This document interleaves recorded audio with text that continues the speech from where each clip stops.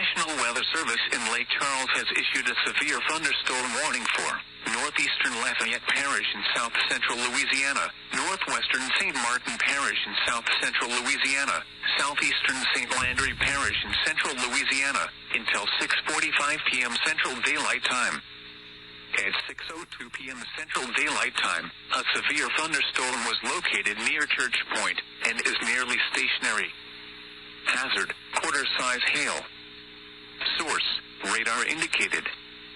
Impact, damage to vehicles is expected. Locations impacted include Opelousas, Cecilia, Fort Bar, Atchafalaya National Wildlife Refuge, Cancton, Sunset, Arnaudville, Carencro, Melville, Grand Coteau, Krotz Springs, Leonville, and Lafayette. For your protection, move to an interior room on the lowest floor of a building.